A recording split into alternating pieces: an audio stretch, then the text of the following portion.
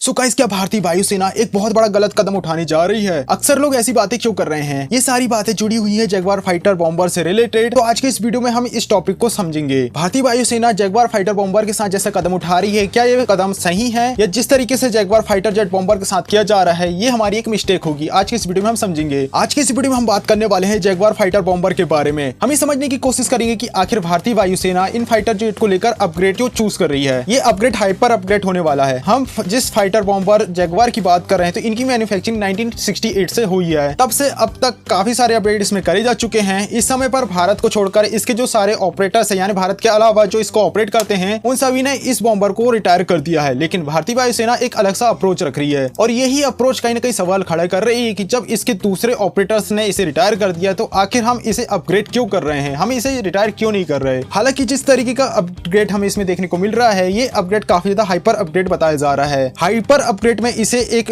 Advance radar से less करा जाएगा। नेक्स्ट जनरेशन की क्लोज कॉम्बैट मिसाइल सिस्टम भी लेस करी जाएगी और next generation radar warning receiver भी इसमें ऐड किया जाएगा और भी कई तरीके के फीचरिस्टिक रैम सेंसर भी इसमें इंटीग्रेट करे जाएंगे और तो और इसमें स्वदेशी तौर पर फीचरिस्टिक नए कंप्यूटर भी ऐड करे जाएंगे। पर सवाल तो वही बना रहता है कि आखिर सबको रिटायर कर रहे हैं तो हम इसे रिटायर क्यों नहीं कर रहे हैं, इसमें हम और पैसे क्यों इन्वेस्ट कर रहे हैं, इसी जगह पर हम हमारे फ्यूचरिस्टिक फाइटर जेट में पैसे इन्वेस्ट करें। हम बात करें दूसरे ऑपरेटर की, तो दूसरे ऑपरेटर में एक्वाडोर, जिसकी वायुसेना में ऐसे 10 एयरक्राफ्ट शामिल थे। नाइजीरिया जिसके पास ऐसे 13 एयरक्राफ्ट थे और तो और ओमान ने भी इस एयरक्राफ्ट के तो स्क्वाड्रन को ऑपरेट कर चुका है। पर जिस तरीके से सीरियस इसके जो ऑपरेटर है एकदम सीरियस, चूंकि इसे काफी सीरियसली ऑपरेट करते हैं, तो उनमें यूके, फ्रांस, चाइना, भारत और रशिया जैसे ऑपरेटर्स हैं। हम बात करें उन ऑपरेटर्स की जो कि इस बॉम्बर को रिटायर कर रहे हैं, जैसे कि यूके जिनकी तरफ से ट्राई किया जा रहा है कि उनके जो सारे फाइटर जेट है वे सारे यूरोप फाइटर टाइकून हो। वही हम बात करें फ्रांस की, तो फ्रांस भी ये ट्राई कर रहा है कि उसके जितने भी फाइटर जेट है वे राफेल कैटेगरी के हो। इससे होता यह है कि उनकी लॉजिस्टिक को काफी कम खर्चा होता है। बेसिकली उनकी लॉजिस्टिक कॉस्ट तो बचती है और तो और उनकी मैन्युफैक्चरिंग और सप्लाई लाइन जो पहले से ही बिल्ड है, उनकी ऑपरेटिंग कॉस्ट भी काफी ज्यादा कम होती है इसके कारण। यही नहीं, यूके अपने जो टाइफून के फर्स्ट बैच था, यानी कि इसके पहले वाला वर्जन, उसे रिटायर करने के पूरी तरीके से मन बना चुका है। कहीं ना कहीं ऐसा लग रहा है कि जो यूरोपियन ये दोनों कंट्रीज हैं वे अपनी एयरफोर्स में अपग्रेड करके एक तरीके की निम्बल एयरफोर्स देखना चाहती है अपने आप को। हालांकि इसके पीछे का एक बहुत बड़ा कारण तुम इसे इस तरीके से देख सकते हो कि कहीं ना कहीं इन्हें नेटो का सपोर्ट है, इसलिए ये इस तरीके के चेंजेस अपने एयरफोर्स में कर रही है। बेसिकली इनके पास जो एयरक्राफ्ट हैं वे इन्हें नॉर्मली ऑपरेशन में यूज कर सकते हैं, जैसे किसी कंट्री के ऊपर बॉम्बिंग करना हो। लेकिन अगर कोई सीरियसली कॉन्फ्लिक्ट वाला सिनारियो है तो इनके पास नेटो की तो पावर है ही, नेटो इन्हें पूरी तरीके से बैक करेगा, इसलिए इन्हें इस तरीके के बॉम्बर की जरूरत नहीं है। वही हम बात करें ऐसे ऑपरेटर्स की जो कि कभी फ्यूचर में सीरियस कॉन्फ्लिक्ट को फेस कर सकते हैं, तो उसमें आता हमारा प्यारा भारत, रशिया, चाइना और यूनाइटेड स्टेट अमेरिका यानी यूएसए। ये सारे वे देश हैं जिन्हें हर तरीके के वेपन की कहीं ना कहीं जरूरत होगी और इनके टेबल में सारे के सारे वेपन अवेलेबल होने चाहिए, क्योंकि ये इंडिपेंडेंट देश हैं और इन्हें कहीं से भी सपोर्ट नहीं मिलेगा फ्यूचर में। वॉर जैसे सिनारियो में कोई भी इनकी हेल्प नहीं करेगा,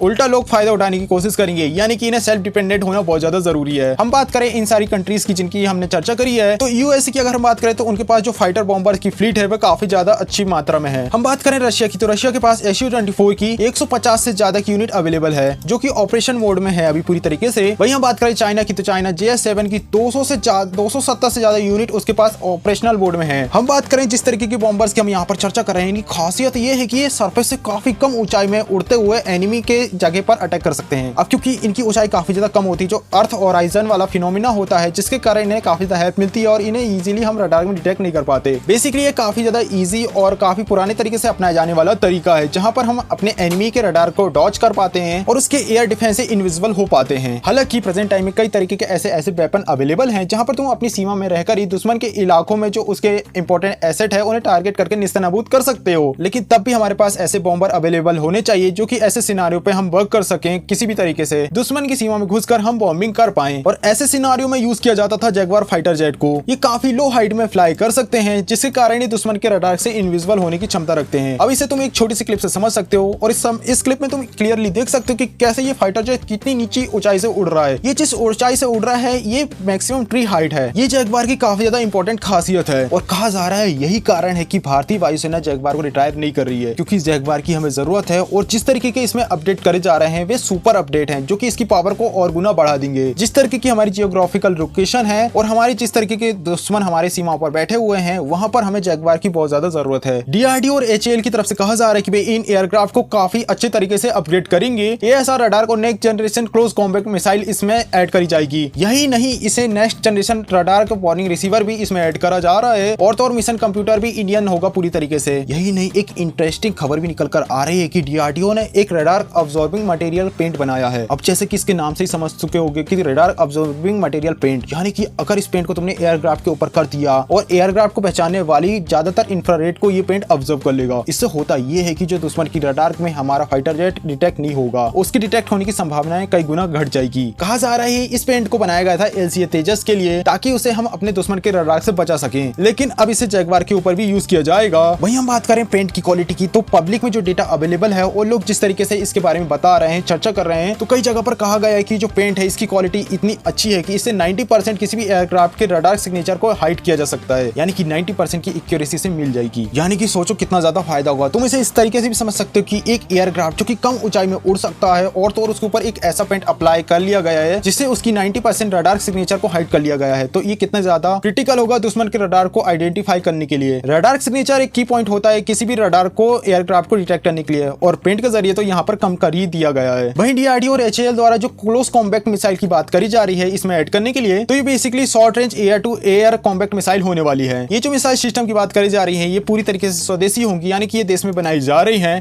वहीं बताया जा रहा है कि जो मिसाइल सिस्टम है इन्हें जगुआर की विंग के ऊपर वाले पाइलाइन में ऐड किया जाएगा, जैसे तुम स्क्रीन में देख सकते हो। बेसिकली इस मिसाइल सिस्टम का तब यूज किया जाएगा जब एयरक्राफ्ट को एयर टू एयर कॉम्बैक्ट करने का मौका मिले या फिर ऐसे सिनेरियो क्रिएट हो जाए। और कहीं ना कहीं तुम इसकी पोजीशन देख सकते हो, इसे विंग के अपर साइड पे रखा गया है, तो तुम समझ सकते हो कि किस तरीके के ऑपरेशन में इसका यूज करा जा सकता है। अक्सर तुमने देखा होगा कि इस तरीके के बॉम्बर्स या मिसाइल्स को विंग के नीचे लगाया जाता है, लेकिन यहाँ पर एक अलग सी जगह इसे दी गई है। हम बात करें प्रेजेंट टाइम के सिनेरियो की, आखिर जगुआर बॉम्बर हमारे किस फ्लीट में अवेलेबल है, आता है भारतीय वायुसेना की 6 स्क्वाड्रन में ये अभी एयरक्राफ्ट अवेलेबल है। यही नहीं, अगर हम इनकी ऑपरेशनल टाइमिंग की बात करें तो कहा जाता है साल 2035 तक ये हमें ऑपरेशन मोड में नजर आएंगे। यही कारण है कि इन एयरक्राफ्ट को अब प्रेजेंट टाइप के सिनेरियो को देखते हुए अपडेट किया जा रहा है, इन्हें रिटायर नहीं किया जा रहा है। इसमें जो काफी इंपॉर्टेंट पॉइंट होने वाला है वो AESA रडार है। वहीं 2035 में हमारा एक अलग एयरक्राफ्ट घातक UACV जो बनकर तैयार हो जाएगा, वो इसे रिप्लेस करने वाला होगा। आई होप मैंने यहाँ पर आपको उन पॉइंट को हाईलाइट करके समझाने की कोशिश करी है, जिसके कारण कहा जा रहा है कि शायद जगुआर को रिटायर ना करना भारतीय वायुसेना का एक बहुत बड़ी गलती हो सकती है। बेसिकली मैंने यहाँ पर आपको काउंटर पार्ट देने की कोशिश करी है और वो सारे सिनेरियो बताने की कोशिश करी कि आखिर फाइटर जेट